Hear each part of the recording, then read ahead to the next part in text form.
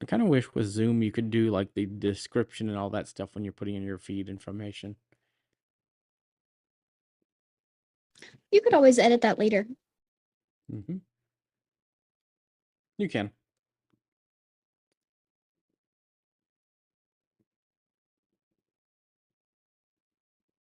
For SEO purposes. Yep.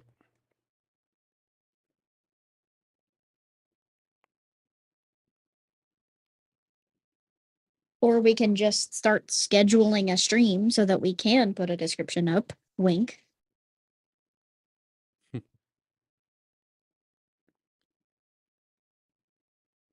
Okay, so that's going.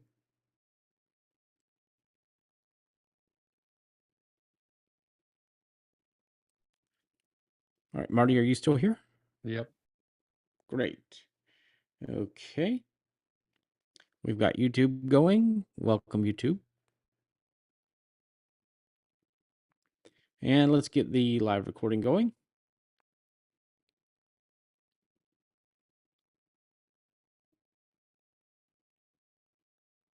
All right. Are we good to go? Yep. And I don't know if you're meaning to be far away from your microphone, Marty, but just let me know I'm you good. are. I'm right here. Right Okay, here. cool. Great. Uh-oh, what happened to Alicia? Did she get booted? She might have the same thing that happened to, Hey, Alicia. like when you go live, sometimes it boots you out of Zoom. That used to happen Mhm. to me like every single time, but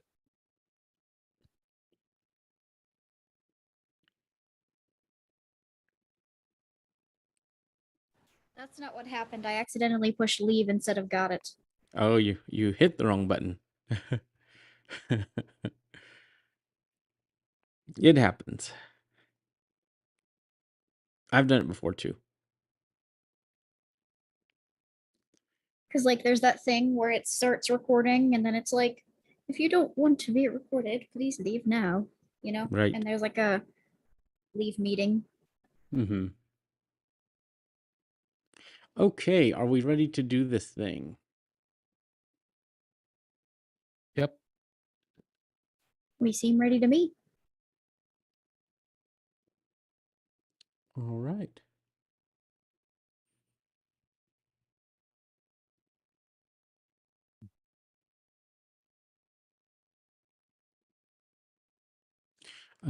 We have a person in chat saying that if you that eloquence was removed in um, oh, and I need to make sure before I post a chat or anything because I'm logged into the wrong channel. Awesome. Oh, wait, let me share the post real quick. Hold on. Unless you just want to go. If you want to share it, oh well, we probably should go ahead and run because it's been a minute or so. So all right, let's go. Yeah, we're already getting into the hour. Are you talking about the Mastodon post? Yeah. Yeah. That I posted? Mm-hmm. Yep. I oh shared yeah, it. please share that. I'll do it on the fly. So let's just go. Yeah. Okay. Ready? Yep. 3, 2, 1.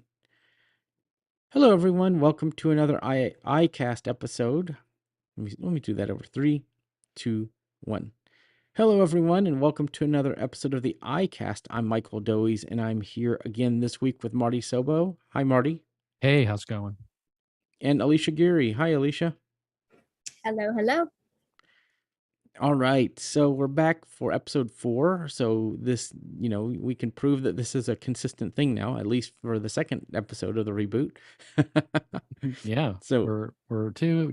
Here we go. Yep, 2 of 2. Yep, and it won't be a few years between, after this episode.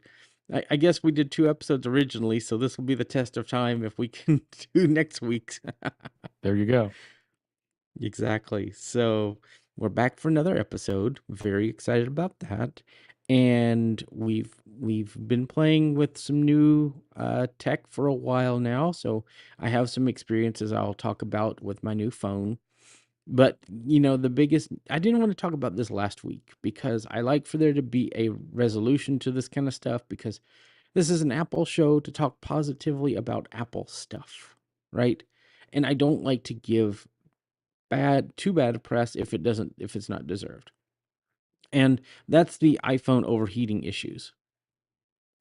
Now, this is on the 15 and 15 Pro and 15 Pro Max models. I think specifically the Pro, which everybody's buying the Pro. And people were worried there would be a recall. They were worried that there would, be bad phones. But it appears that things have worked their way out. And Apple was even claiming Instagram and certain apps were having problems. Wireless charging was having problems. Back restoring from a backup was having problems with heating issues. Apple has released a software update of 17.0.3 that supposedly fixes the overheating issues.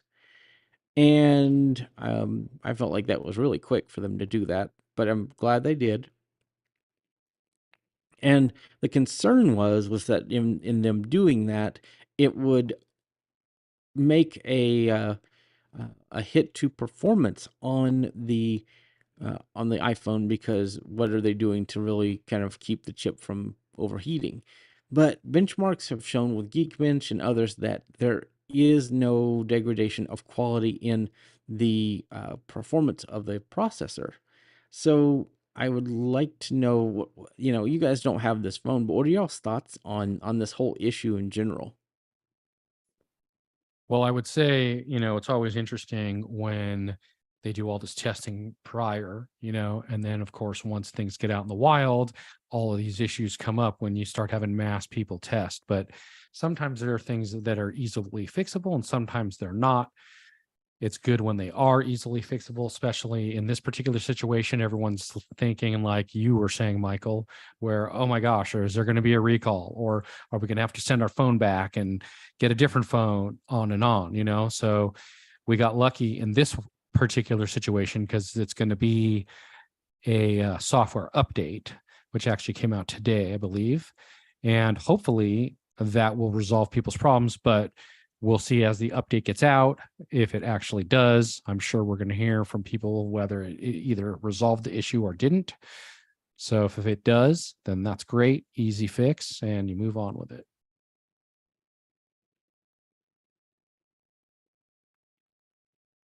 So, Alicia, what are your thoughts? Did this kind of worry you? Because I know you're planning to get a new iPhone. So, was this kind of troubling for you, kind of knowing that?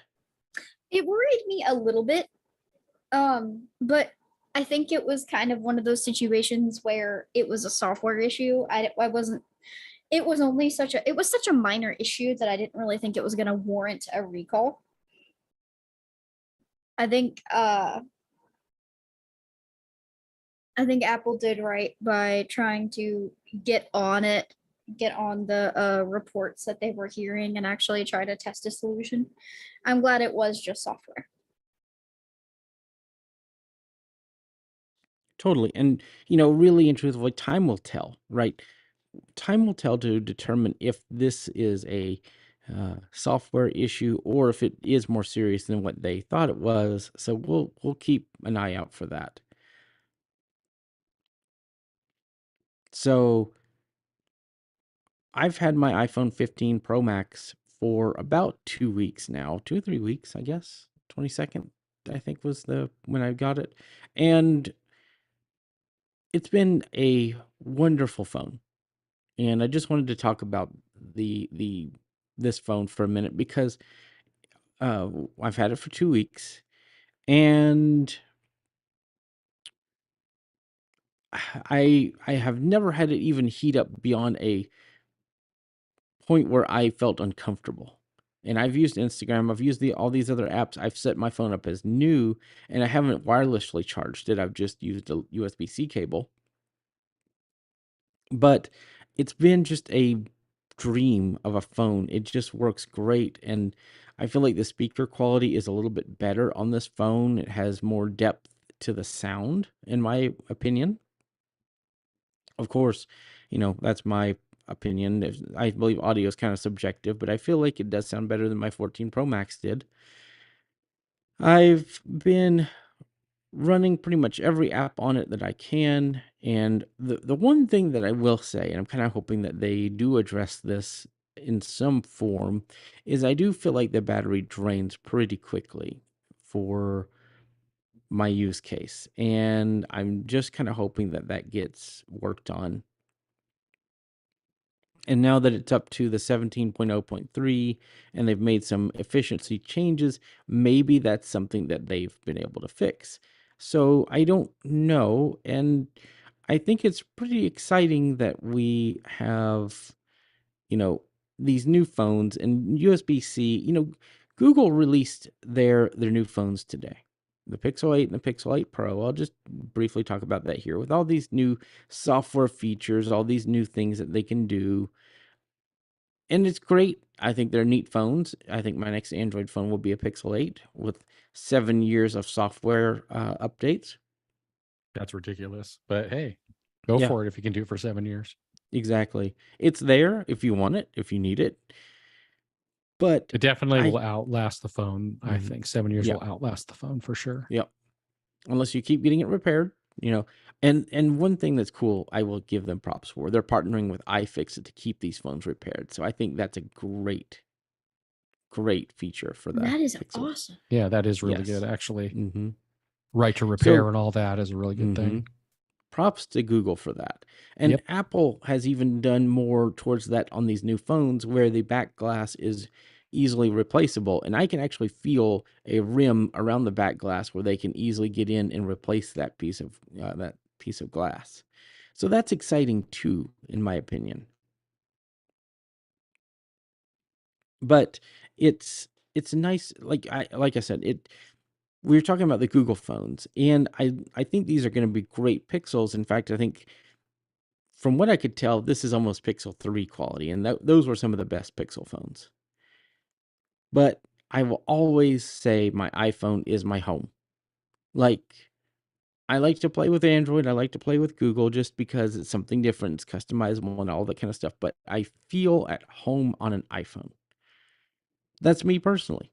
Others may prefer Android and those kind of things, but I've had an iPhone since 2007. I've had the original iPhone, and I loved it. Absolutely loved it. And I've just never looked back. Even with the options of Android there, I've played with them, I've looked at them, I've had them, but the iPhone just does what it needs to do.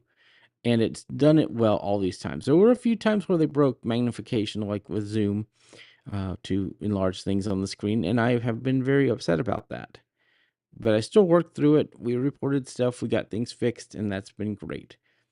Although there are some times where it still breaks, and I think the problem came in when they added the 120 hertz refresh rate. They had to actually slow down the scroll for Zoom. So sometimes that gets turned off. So When you were talking about your new 15 Pro Max and you were saying that the battery burns a little bit quicker than your use case, what are you getting at your battery? Like, is it fully charged up to 100% in the morning? And what is it when you are going to bed at night? I'm not a regular charger. I don't charge it in the morning. I charge it when I need to charge it. And typically I charge it whenever I'm developing apps and I'm sitting here with it connected to my computer charging up. So I don't have a definitive, this is how much I charge it. I just noticed compared to using my 14 Pro Max that I just don't seem to get as long of an amount of time out of it. I feel like it's just a bit faster on the drain. But again, it's not something I could quantify.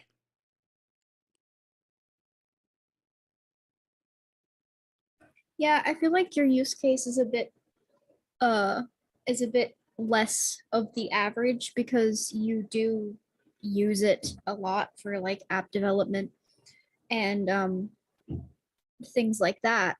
But also um I think it's really interesting to maybe try and find out like what it is lasting people on a regular charge and the 100% in the morning, and when you go to bed at night, like what is it, Exactly. And one thing with this phone too, the weather's changing, and so this weekend is going to be fantastic photo taking weather and probably video taking weather. So I'm going to be going out to do some video taking and those kind of things, out while I'm outside and all of that kind of stuff. So I'll be very excited to see how well it does with that. The camera though is great. I do love. Hmm, that'd be interesting. I might change my action button to do the focus thing so that if I go out of my house, it goes to a camera instead of the magnifier. But I don't know. I wish I could do multiple actions with that action button. Yeah. I hope Apple gets on that. I think that would be a really cool idea. And I So think now that's Matt, really gonna be I think that's really gonna be what pulls some Android users to the iPhone is that customizable action button, because like we do get stuff like that from Android. and also don't forget, I'm pretty sure that you still have the back tap options for double and triple tap to do two different things on the back. So then you get the button plus two different options for double tap and triple tap on the back of the phone. I'll tell you with double tap, Yeah, that I opens up continuously a lot activate of that stuff. all the time. I mean, you can activate that just by putting your phone down on a table. So, triple tap maybe more useful, but yeah, I think that's you can that's what I've set, noticed.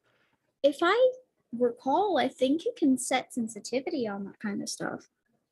You really can't because it's using the accelerometer and the motion gyros and all that to detect that. It's not really a Oh, setting for that.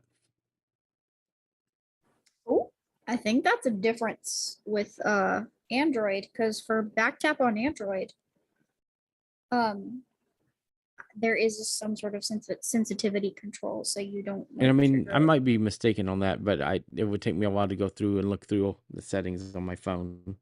But either way, like a lot of people reported, at least on the double tap, it activates a lot of the time when on false activations. Yeah. So, but there are other ways, like just so many different options. So, and really one of those we're going to talk about in just a little bit. So, the other thing with this phone is just the USB-C. That's been fantastic. Just being able to plug it into any, you know, USB-C connector will charge this phone, and that's kind of fantastic. So for me, who has USB-C everywhere around my apartment, just being able to have that flexibility is just important, and not have to worry about, is this a lightning cable? Is this a USB-C cable? It doesn't matter anymore. It's just all USB-C, and that's kind of a big deal. So I'm glad that they made the change this year. Yep. It's great too. You can plug in other devices, external hard Hmm. drives and any kind of a USB-C device. So it's pretty Yep. awesome. I mean, just the USB-C alone is fantastic, in my opinion. It just brings so much options to what you can do with your phone, with that USB-C. So, and don't forget, you can actually charge up your small devices, your earbuds, your Apple Watch, or whatever the case may be. Yep.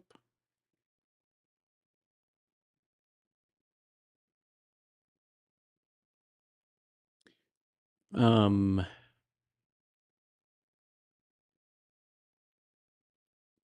so it's kind of exciting. We have quite a bit of chat on our YouTube today, so that's really exciting. So thank you all for being here. Um, yeah, so thank you guys for the chat messages. We'll get to those when we can, and it's pretty exciting. I'm glad that we have feedback on this episode. Great stuff. And Definitely. uh, Feedback's always good. so Actually, so the last thing I'm gonna if you want to go ahead and get to those, I've got a lot of background noise at the moment, so I might not be able to chime in each time. okay. So well, let me read these, and I'm gonna cut for just a second. All this will be edited out, and we'll go ahead and go forward with it after that. So we did have one chat that mentioned that eloquence was removed on 17.0.3. I did notice that. on my phone. So that was interesting. I'm wondering if it has to be re-downloaded. We'll definitely have to check on that and see what's Mhm. happening with that. All right.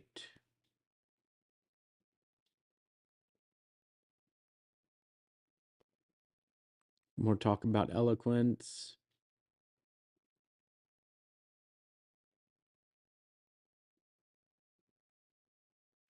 Happens on 17.1 when people download.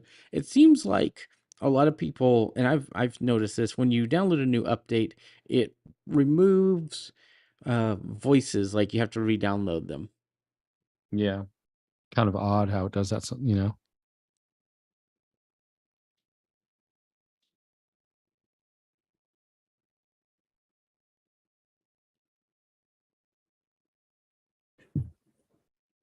Okay. So Jesse mentions that just restarting your phone may fix the issue. Doesn't always work. Sometimes just it takes a while, but things do get back to normal. I would recommend also just going back into your voice settings and selecting your voice again, and sometimes that fixes it as well. So again, thank you for all the chat messages. This has been great. Having feedback is fantastic on our shows. So also, if you're not subscribed on YouTube or on, your podcast platform, please subscribe to the iCast and iAcast on YouTube. Also, if you're on YouTube, as YouTubers typically say, use the notification bell so you get alerted when we have new episodes of iCast network content. Fun times, fun times. Yep. Okay, so let's talk about interacting in a different way, and that's interactable widgets. So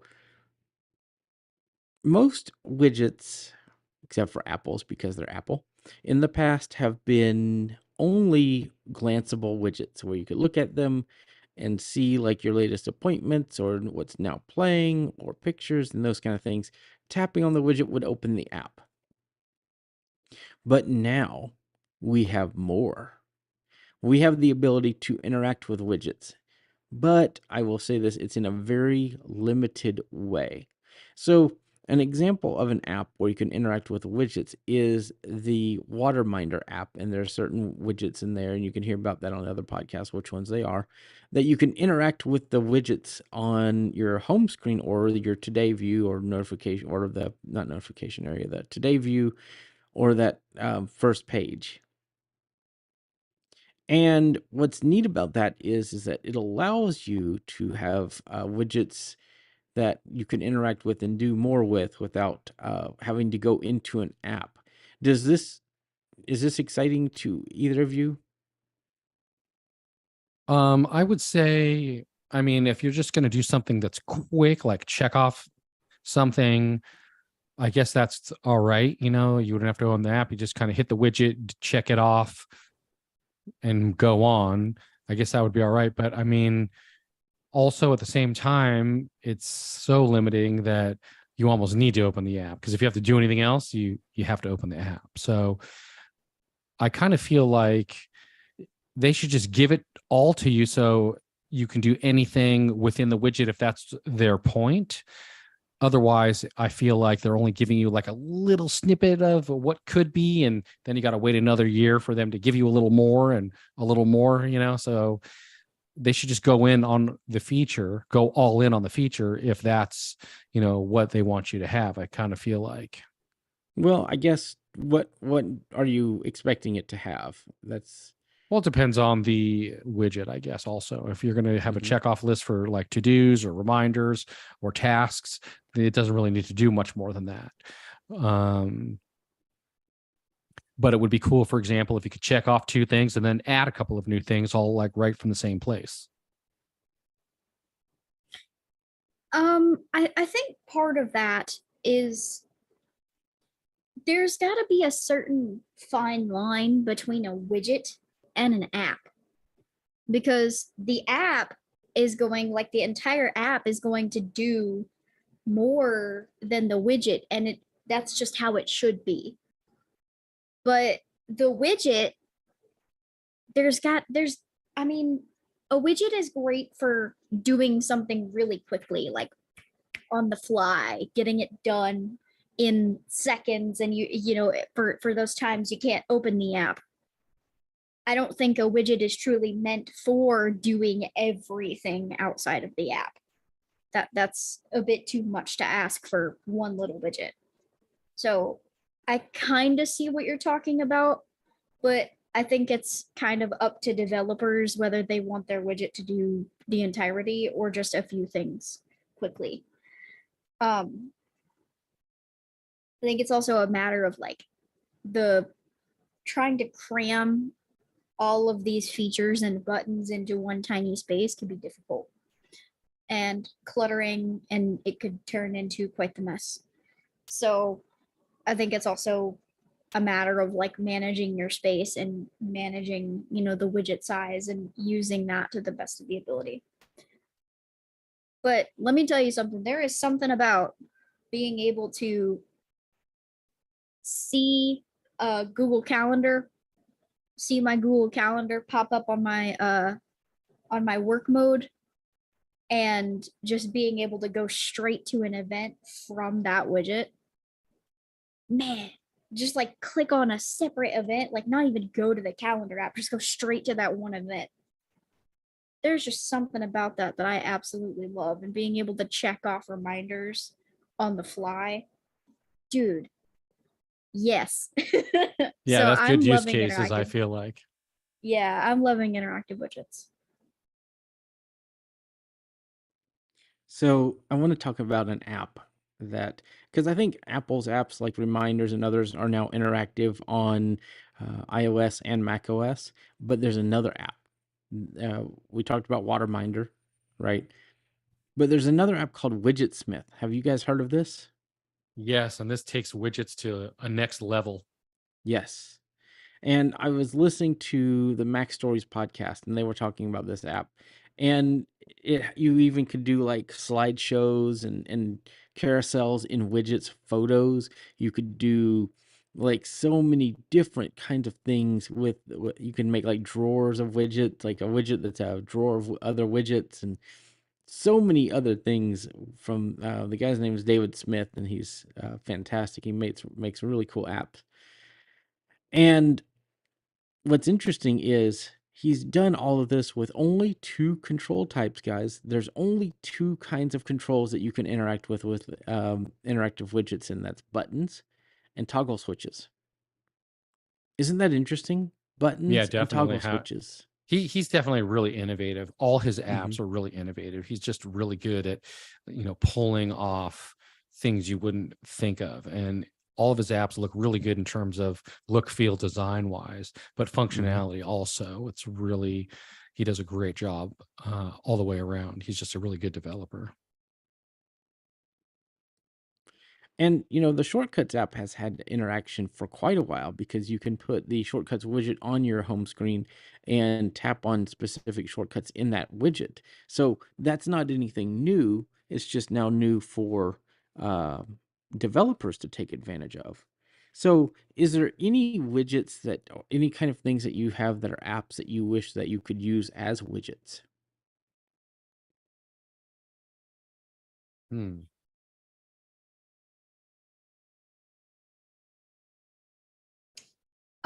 This app already has widgets, but I wish it was interactive. I wish that Weather Channel had an interactive widget where you could like scroll through the hourly forecast that it gives you on screen. Because that, I don't know, something about that idea and being able to look at your next few hours and scroll through without having to open the app is just insane.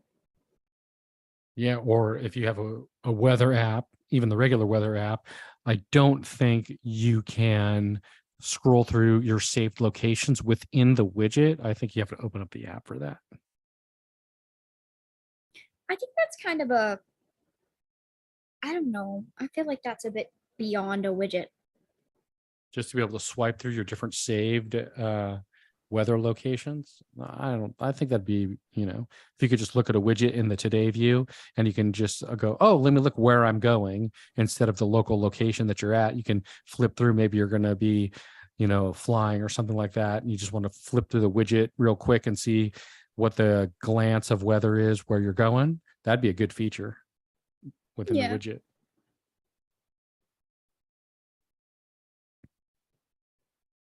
Yeah, I was just looking at the small widget, and you can change the location by editing the widget, so you can do that pretty quickly. And actually, you could, in a way, by based on focus mode or by home screen. So there's some ways that you can kind of customize that to do things like that. Yeah, that's a But good idea. Actually, those are good options. I didn't even think mhm, of those. yeah, So if and you're I going to work or something and you're commuting to work, for example, mhm. like I don't know, this example doesn't fit everybody, but it's just an example. If you're going to work and your work is in another city than your home, you could switch into work focus mode and have the work focus mode widget be set to, have the focus mode for your work be set to your city that you're working in's weather so that you can still view those. Yeah, that would be good. That's a good use case for it.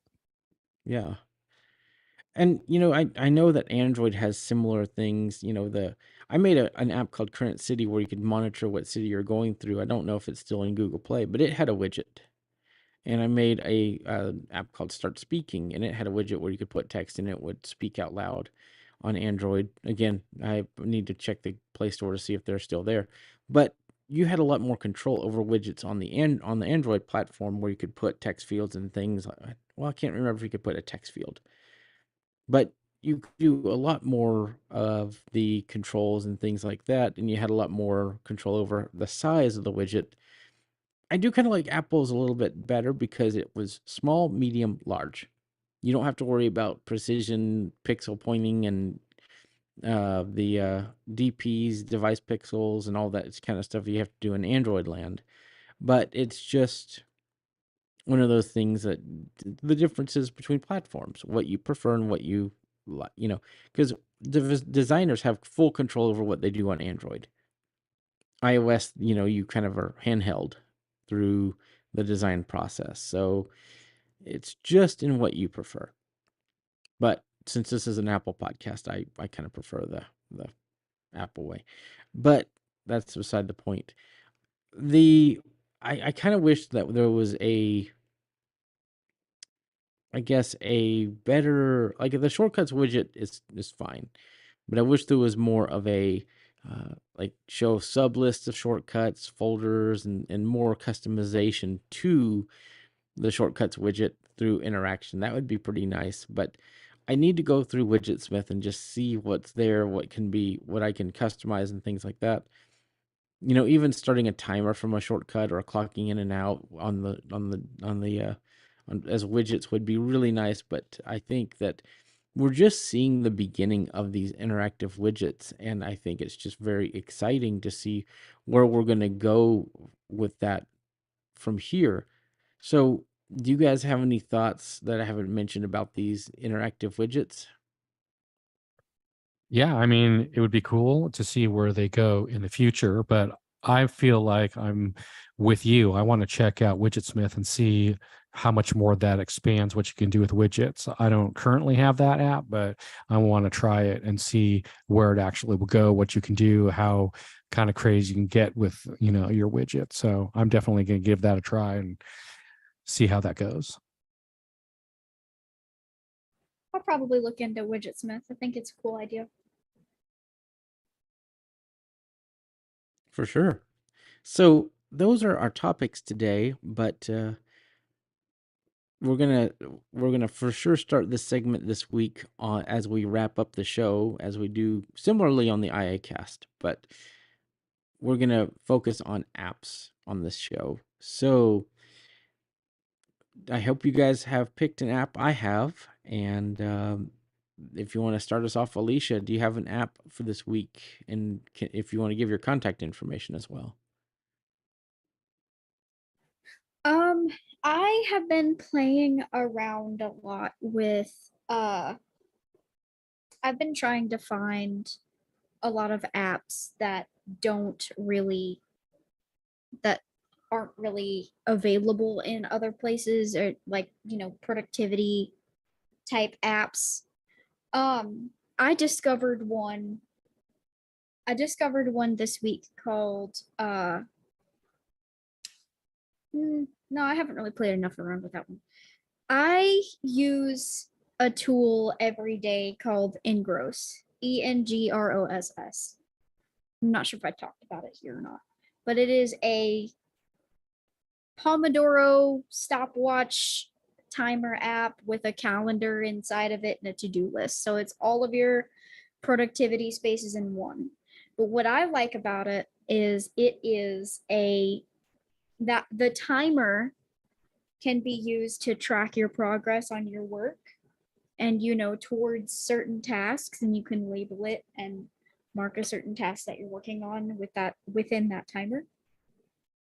But what I like is there's a button in the middle. It says, hit me when you're distracted. And what it will do is it will keep track of how many times you get distracted. And then at the end of your work session, it will tell you based on statistics when your peak productivity level is, how many times, like when your lowest level of productivity is, when your worst distraction time is, et cetera, et cetera. And I like having those statistics because it tells me a lot about how I work and how I how much I can go before I get burnt out and start getting distracted and focused on other things. So I really love it to keep track of what I'm doing and make sure I get stuff done.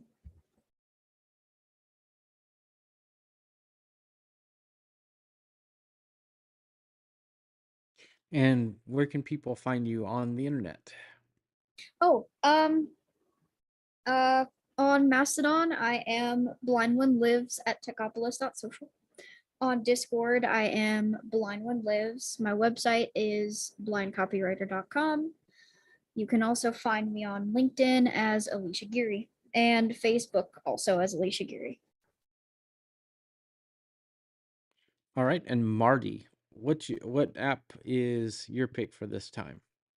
So mine's actually an oldie but a goodie, but it's really helps me on a day-to-day basis. But it's an app called Do, and it's DUE, and it is a task manager slash to-do type of app, and it's just quick and dirty. Basically, you put your tasks in there and you pick the time if it's on that day, or you can pick a day if it's a different day and the time, and it's just straightforward. You put in what you need, you put in the parameters and lock it in there, and then it just annoys you until you actually get the thing done.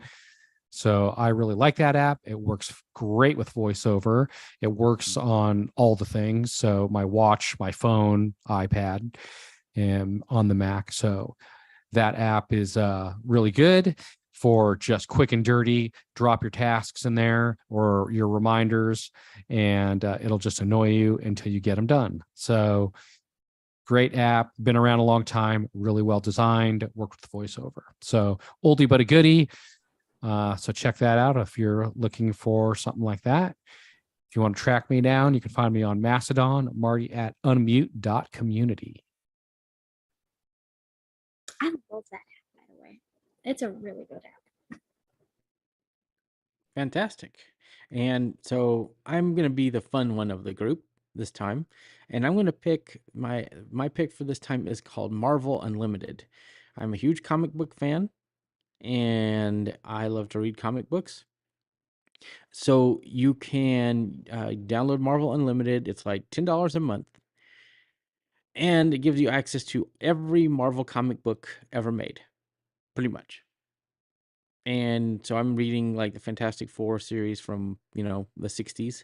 So it's kind of fun, really interesting just to see like the way they did kind of things back then, and it's in comics and things like that. And what's really kind of neat too is if your vision gets tired, there is a feature with voiceover I don't remember exactly how to configure it. I think it's describe images or screen detection, that kind of thing.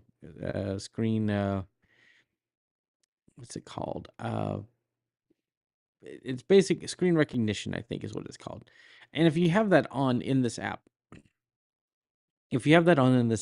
it will recognize the text in the comic books and, believe it or not, read it pretty well. So you can with time and patience go through and read the comic book. Sometimes when the text runs together, it does kind of get confused. I kind of hope they do better with that in the future. But it's really exciting just to be able to have voiceover read your comics. So really happy about that. And so Marvel Unlimited. And I hope you enjoy the comic books as much as I do. As for where you could find me online, I'm Mike Dowies at techopolis.social on Mastodon, Mike Dowies on X, if anybody's still there. Michael Dowies on Facebook. You can email me, mikedowies at icloud.com, and you can find me all over the web. So just search for me, and hope to talk to you soon. And we really want to thank everybody that's been on YouTube and on the radio station. We've gotten some great chat messages. So it's been a very interactive episode, one of our more interactive episodes. So I'm glad that people are chiming in and enjoying the conversation. And this show is here to stay. We're going to talk about Apple stuff, and I think next episode we really need to give the Mac some love. Don't you guys think? Yeah, absolutely. Yeah, Absolutely. we've done 2 iOS based episodes. Let's give the Mac some love. I think that will be great. So stay tuned for that. We will be back next week for another episode. And until then, enjoy the Apple products, and we'll see you next time.